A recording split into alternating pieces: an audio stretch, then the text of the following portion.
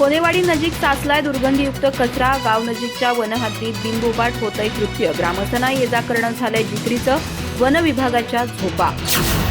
कोनेवाडी ग्रामपंचायत नजीकच्या हद्दीतील वनविभागाच्या हद्दीतल्या चाफ्याच्या विहिरीजवळ रस्त्याच्या बाजूला दुर्गंधीयुक्त घाणीचं साम्राज्य पसरलंय। आजरा वनपरिक्षेत्र विभागाला याबाबत कळवूनही कोणतीही कार्यवाही न करता हा विभाग फक्त झोपा काढत असल्याचं अधोरेखित झालंय।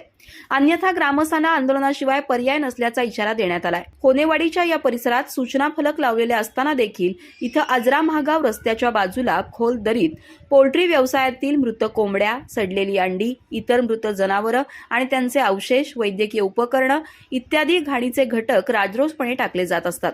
यामुळे इथून जाणे अडचणीचं आणि असह्य झालंय। मृत जनावरं टाकल्यावर ज्या वाहनातून ती आणली गेली त्याची छायाचित्र कोनेवाडी ग्रामपंचायत मार्फत वन विभागाकडे दिली गेली, पण त्यावर कोणतीच कारवाई झालेली नाही।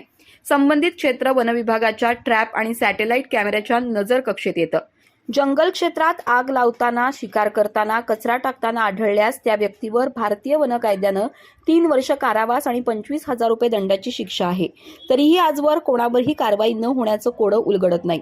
अशा कृत्यांना वन विभागाकडून कठोर कारवाई होणं अपेक्षित आहे, पण हा विभाग निष्क्रिय आहे, झोपला आहे। त्यामुळे किमान या परिसरास कायमचं तारेचं कुंपण करावं अशी मागणी कोनेवाडी ग्रामपंचायत सरपंच, उपसरपंच, ग्रामपंचायत सदस्य, पोलीस पाटील आणि ग्रामस्थांमार्फत केली गेली आहे। अन्यथा आंदोलन करू असा इशारा दिला गेलाय। यावेळी सरपंच श्रीमती प्रियांका चंद्रकांत आजगेकर, सदस्य कृष्णा पाटील, गंगाधर बटकडली, पोलीस पाटील रणजित सुतार, ग्रामस्थ विश्वास सुतार, गणेश आजगेकर यांच्यासह ग्रामस्थ उपस्थित होते।